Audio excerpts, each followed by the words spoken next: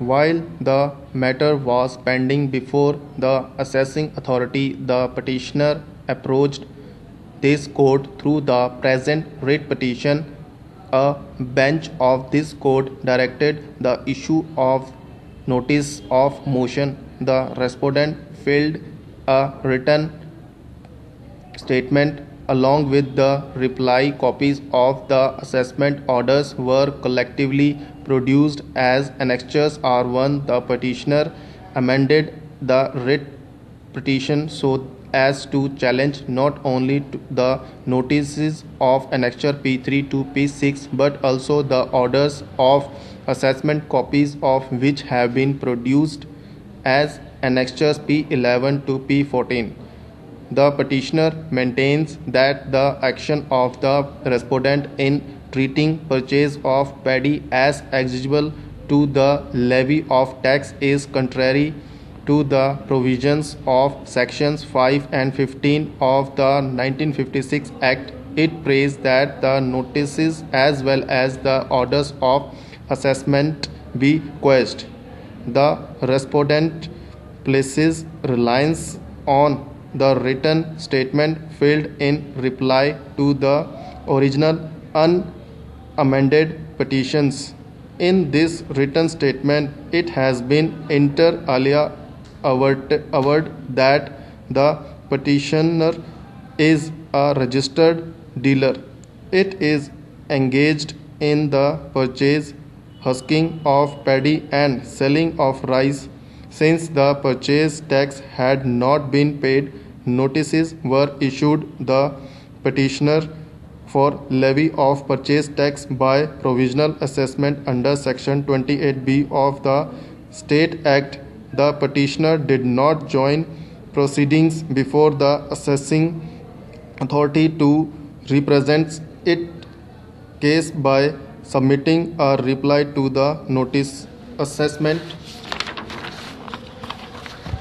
orders in respect of notices issues to the petitioner were passed on merits. Copies of orders enclosed as annexures R1. The petitioner has a right of appeal from that order. It has approached the Honorable Court without exhausting the remedy of appeal. On this basis, it is maintained that the writ petition is not maintainable. On merits, it has been pointed out that the purchase of paddy in the circumstances of the case is exigible to the levy of tax.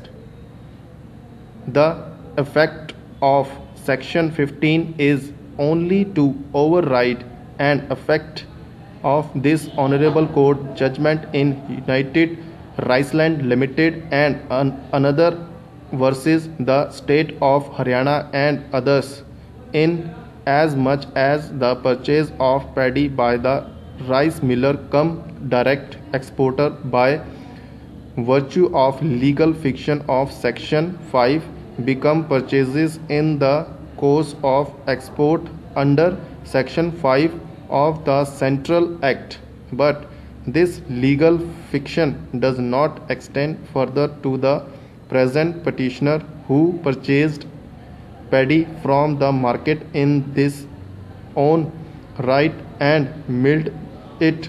The sale of rice by the petitioner to the direct exporter is sale in the course of export out of India. Section 5 does not protect the purchase of paddy by the petitioner. Thus, the claim as made by the petitioner has been converted. It has been further pointed out that the petitioner's claim that its representative had appeared before the assessing authority on 26 June 2000 or that it had sought permission to place H forms or ST 15A forms on record is false.